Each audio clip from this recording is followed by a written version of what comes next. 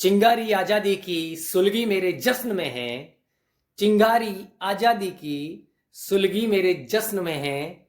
इंकलाब की ज्वालाएं लिपटी मेरे बदन में है।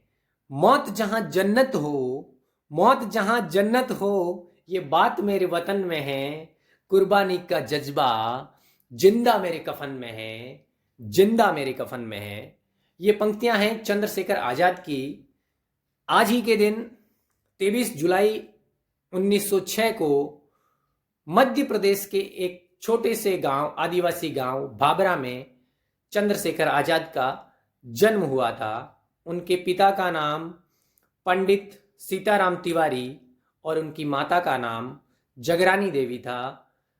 उन्होंने अपनी प्रारंभिक शिक्षा बाबरा से ही प्राप्त की थी और उच्च शिक्षा काशी विद्यापीठ वाराणसी से प्राप्त की। जब वे मात्र 13 वर्ष की आयु के थे तब उन्होंने 1919 में जलियांवाला बाग हत्याकांड से प्रभावित होकर 1920 में गांधी जी के असहयोग आंदोलन से जुड़े थे। 14 वर्ष की आयु में वे स्वतंत्रता संग्राम का हिस्सा बन चुके थे और उसी असहयोग आंदोलन के दौरान 1921 में अंग्रेजों द्वारा उन्हें पकड़ लिया गया था। जब अंग्रेज उन्हें पकड़कर लेकर गए तब अंग्रेज मजिस्ट्रेट ने उनसे पूछा कि नाम क्या है तुम्हारा। तब आजाद ने बोला, नाम आजाद, पिता का नाम आजादी या स्वतंत्रता, और घर जेल खाना है। इससे अंग्रेजी मजिस्ट्रेट काफी नाराज हुए और उन्होंने आजाद को 15 बैत की सजा सुनाई।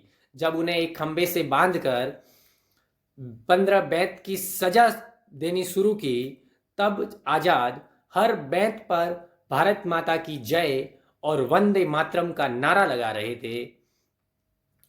1922 में जब गांधी जी ने असहयोग आंदोलन वापस लेने का निर्णय किया तब गांधी जी से आजाद नाराज होकर वो क्रांतिकारियों की ओर रुख कर गए और वे क्रांतिकारियों में शामिल हो गए। 1925 में जब राम प्रसाद बिस्मिल्ला ने काकोरी कांड को अंजाम देने के लिए अपनी एक टीम बनाई, उस टीम में बिस्मिल्ला ने आजाद को भी शामिल किया। उस टीम में 9 लोग शामिल थे।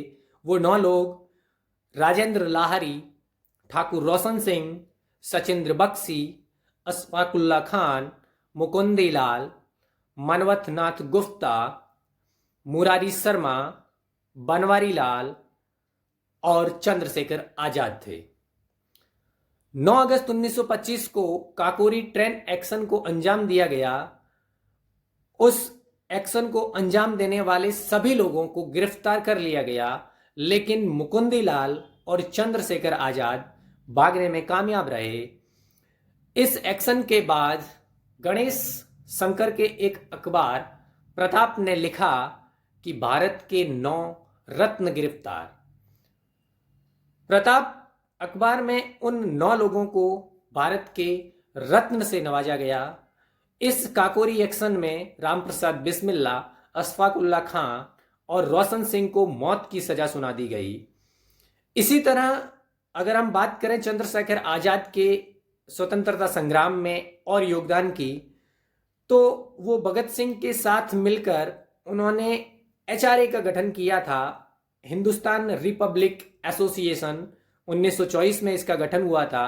तब अंग्रेज इस संगठन को बदमाश सेना कहते थे। उसके बाद 8 और 9 सितंबर 1928 को इन्होंने इस संगठन का नाम बदलने और संगठन का पुनर्गठन करने की योजना बनाई, क्योंकि इस संगठन से उत्तरी भारत, दक्षिणी भारत, पूर्वी भारत, पश्चिमी भारत, कई जगहों से बंगाल, पंजाब, उत्तर प्रदेश, मध्य प्रदेश, राजस्थान, बहुत सी जगह से इस संगठन से क्रांतिकारी जुड़ने लगे थे और उन्होंने इस संगठन का नाम बदलकर हिंदुस्तान सोशलिस्ट रिपब्लिक एसोसिएशन रखा और इस दल का नेता या सेनापति चंद्रशेखर आजाद को चुना गया। संगठन के पुनर्गठन के बाद 17 नवंबर 1928 के दिन लाला लाजपत राय की मौत हो गई थी, क्योंकि उससे कुछ दिन पहले लाला जी पर अंग्रेजी सेना द्वारा लाठियां बरसाई गई थी। उन लाठियों से कुछ दिन बाद लाला लाजपत राय की मृत्यु हो गई और इस संगठन ने यानी कि भगत सिंह, राजगुरु, चंद्रशेखर आजाद ने मिलकर लाला लाजपत राय की मृत्यु का बदला लेने का निश्चय किया और एक नई योजना बनाई। 17 नवंबर 1928 को लाला जी की मृत्यु हुई और इसके ठीक एक माह बाद 17 दिसंबर 1928 को मेजर सैंडर्स अपने ऑफिस से अपने बॉडीगार्ड चानन सिंह के साथ मोटरसाइकिल से बाहर निकलकर जा रहे थे। तब राजगुरु ने पहली गोली सैंडर्स के सिर में मारी, जिससे सैंडर्स नीचे गिर गए और भगत सिंह ने 6 गोलियां सैंडर्स के सीने में दाग दी और वो दोनों वहां से भागने लगे। तब सैंडर्स के बॉडीगार्ड चानन सिंह उनका पीछा कर रहे थे, तो चंद्रशेखर आजाद ने चानन सिंह को गोली मार दी और ये तीनों वहां से भागने में कामयाब हो गए। ठीक इसके बाद 4 फरवरी 1929 को ब्रिटिश सरकार ने एक नया एक्ट लाया। इस एक्ट का नाम था ब्रिटिश राज पब्लिक सेफ्टी बिल। इस बिल के तहत ब्रिटिश सरकार किसी को भी गिरफ्तार कर सकती थी। तो इन स्वतंत्रता सेनानियों ने या क्रांतिकारियों ने इस बिल के विरोध की योजना बनाई और इस बिल का विरोध करना शुरू किया। तो इस बिल के विरोध में उन्होंने 8 अप्रैल 1929 को भगत सिंह, राजगुरु, सुखदेव, बटुकेश्वर दत्त और चंद्रशेखर आजाद असेंबली में पहुंचे और असेंबली में भगत सिंह और बटुकेश्वर दत्त ने चंद्रशेखर आजाद के कहने पर एक धुआं बम फेंक दिया और इंकलाब जिंदाबाद के नारे लगाने लगे। इस घटना के बाद राजगुरु, सुखदेव और भगत सिंह को गिरफ्तार कर लिया गया और उन्हें फांसी की सजा सुनाई गई, लेकिन बटुकेश्वर और चंद्रशेखर आजाद वहां से भागने में कामयाब रहे। इस घटना के 2 साल बाद यानी कि इस घटना के बाद 2 साल तक चंद्रशेखर आजाद अंग्रेजी सेना से बचते रहे और वेश बदलकर इधर उधर घूमते रहे। इस दौरान उन्होंने कई क्रांतिकारियों को ट्रेनिंग दी और झांसी में कुछ समय आजाद ने बिताया।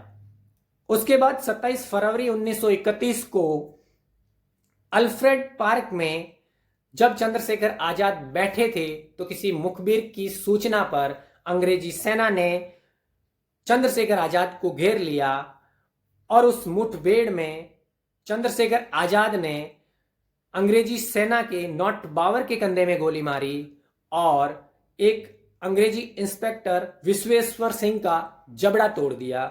इस पर हॉलेंस ने लिखा कि आजाद जैसा निशानेबाज मैंने अपनी जिंदगी में नहीं देखा। जब इस घटना के बाद चंद्रशेखर आजाद के पास गोली नहीं बची थी, सिर्फ एक गोली जब उनके पास बची तो उन्होंने उसी गोली से अपने प्राण खुद ही लेने का निर्णय लिया, क्योंकि वो अंग्रेजी सेना को हाथ नहीं लगना चाहते थे और उस एक गोली से खुद की गोली मारकर हत्या कर दी और वो देश के लिए शहीद हो गए। 27 फरवरी 1931 को आजाद अल्फ्रेड पार्क में शहीद हो गए। Alfred park